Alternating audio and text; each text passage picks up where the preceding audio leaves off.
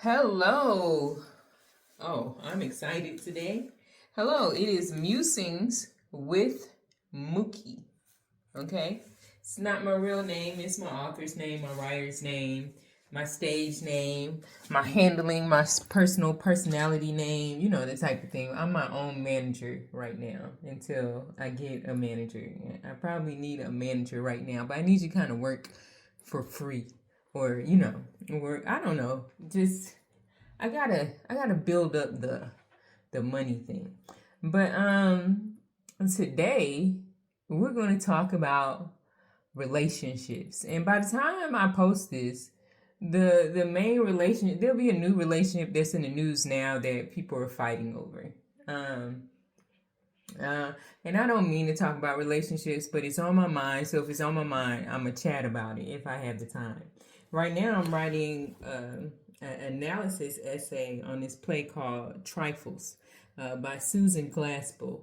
And it's in this play. It's never the case is never solved, but the alleged perpetrator is the wife who allegedly murders the husband. I say alleged, I mean, because although there's some evidence that she more than likely did it out of rage.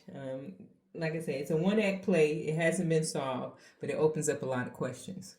The relationship in the news right now, and I hate the name drop, but maybe I shouldn't. It's a rapper and a basketball player. So today is April 28th, so I don't know, go through the news archives or whatever, what have you. Well, the one part of this couple posted in their IG stories that the other partner or alluded to that they cheated, and so now there's major discourse or continuance of a discourse that is not bringing a divide, but sort of the way social media works and how people are able to create memes and think pieces that are happening to a lot of couples but not happening to every couple, type deal. Because there's couples going to a whole gamut of things. Gamut of things, okay? And infidelity is not not the only thing that is a troublesome thing. Like, some families go through addiction, and there are many forms of addiction, and it doesn't necessarily have to be sex. It could be food. It could be a gambling addiction. It could be there's a lot. There's quite, you can have an addiction to anything. I want to play video games all the time, or I lack motivation. Some people would be like, well, I probably could handle an affair or two, but I can't handle not having no money. I can't handle my partner not having any money, not having any ambition. Okay. I was at one point married, but I have this understanding that if you could be honest, we could possibly work through it. It depends on your threshold. Okay, some people have a threshold like, hey, if you gonna cheat, I'm gonna cheat, but we gonna stay together. I personally can't do cheating. I just I don't like my life to be what is it? I don't like my life to be put on the line because you want to be a little sneaky something, okay? If you're gonna do something, let me know, so we could just not do something. You want to go around, fool around with somebody else, just let me know. But there's some things people cannot handle in a relationship, and that's perfectly okay. That is okay for that, because cheating isn't the only thing. And I think when we focus on just cheating as this like, men should not cheat, people shouldn't cheat, but we put this weight on men that they are cheating. And I'm sorry, I don't know if they all cheat, because some men were like, I've never cheated on my wife, or so on and so forth. Um, but public perception is there, and public perception is strong. And what we should be looking at is the dishonesty that is behind the cheating. We want you to be upfront. A couple, a man, a woman, they want you to be upfront and let the person make the decision on whether or not to stay. That is the hardest thing for anyone to do. People coming together are not perfect. If you all set some boundaries in place, like, hey, you can't be going out doing this, I don't respect this. If something comes up new where you hadn't crossed before, there's something in marriage that you would have to consider working out. You would have to consider, hey, I don't like this. I want you to stop. And it can't happen. I'm sorry. As much as I would like to want something to stop on a dime, it does not happen on a dime. Your requests do not happen on a dime. That's not possible. I wish it was. Some people can go cold turkey, but there's a lot of people that's like, no, I can't.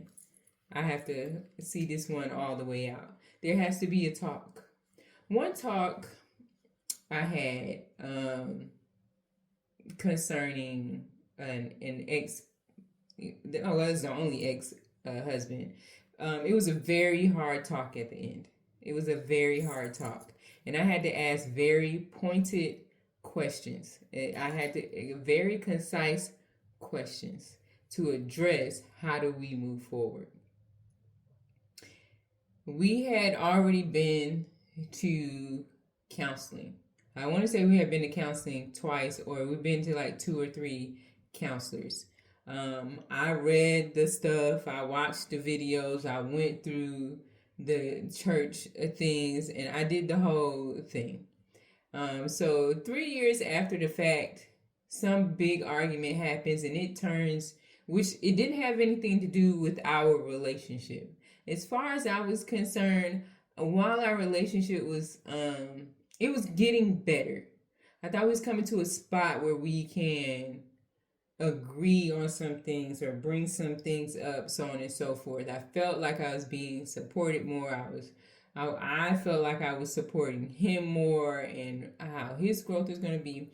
But there was a conversation that came up after a fight, and during the fight,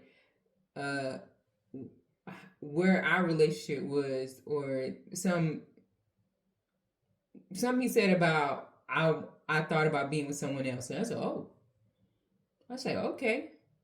So now the tide of the conversation, which first dealt with the bringing up of the children, now turned to us. So I sat down, we went through it. And so I was saying to myself, I was like, well, I can't do another 3 years waiting. I can't do something that we're setting in science. Well, I sat down at the table. Oh, we hadn't even got to the 3-year part. I sat down to the table and I asked them, I said, how long have you felt this way? This is in pertaining saying he didn't love me, so on and so forth. I said, how long have you felt this way? And he said 3 years. 3 years ago, previously, we was on the verge of getting divorced. Matter of fact, I asked for a divorce. Hindsight was 2020. Anyway, and I said, okay. And a very pointed question. I said, when do you think that we had already been together probably like 5 or 6 years. When do you think that you will be able to reach that emotion for me? And he said, I don't know. From there, I made my decision. I decided I was leaving. We have to decide what our threshold is. Society as a whole can't decide for us.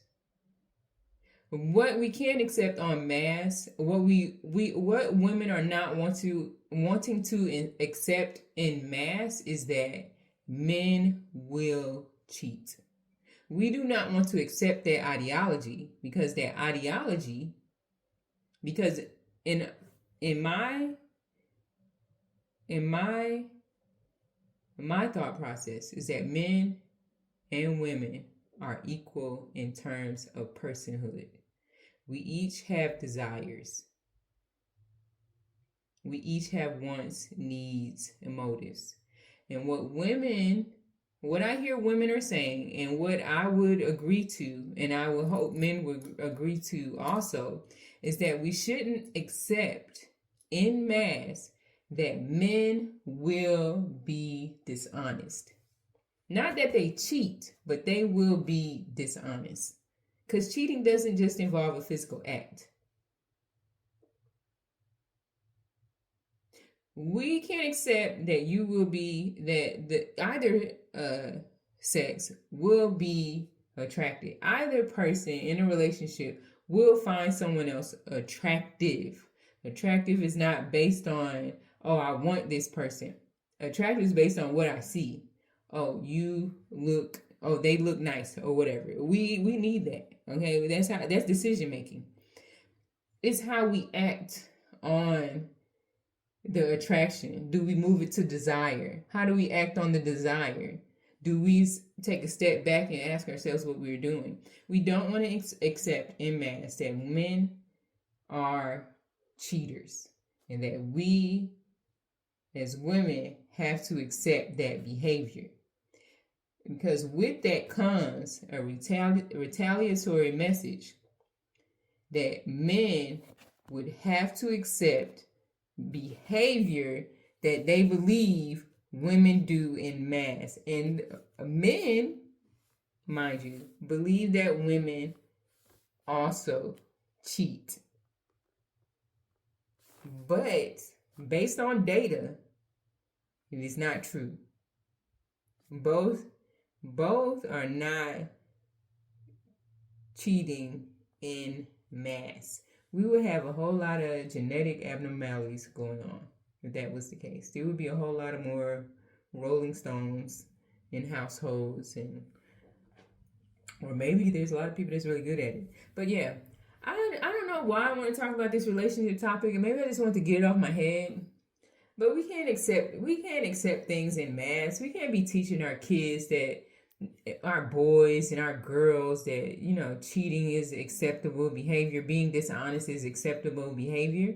We're supposed to be an evolved species, and we're still evolving, of course, especially in the idea matrix. But we're supposed to be an evolved species. Okay, we're supposed to be top of the game. But steadily we keep reverting. And we are a learned species. We know how to read. We know how to read people. We know how to read places, things. Like this is what we're supposed to do. But we can't sit there in front of someone and lie to them. Honesty is very vulnerable. It is a very vulnerable concept. It involves a mental and emotional toughness, strength in the face of emotion. Men believe women are entirely too emotional. They believe that, but that's not always the case. Some people be like, oh, you cheated? Oh, you interested in someone else? The next question from their partner could be, well, what does that mean for us? Some people would think that question is stupid. It's an automatic, but that's not everybody. And I think we have to start looking at ourselves as individuals and start being able to face each other as individuals and having honest communication. It is hard, especially when the person that you're wanting to have this honest communication with, you are at risk of losing because you want them and you want what you want to. Well, that's all what I have for today. Besides, it's about 15 minutes. So this has been Musings with Mookie. I'm going to wrap it up because I do have a paper to write. And I will talk to you all next time. It's been great. I still have some musings to put out there. I think I'm just at 34 right now by the time this was recording ends. I really want to get back down to 10 minutes, 9 minutes, or less than 11. But hey, this has been Musings with Mookie. I'm glad that we've been able to have a talk today, or I've been able to get something out of my head. I don't even know what the write-up is going to be for this, but hey, it's been great. Ciao. Bye.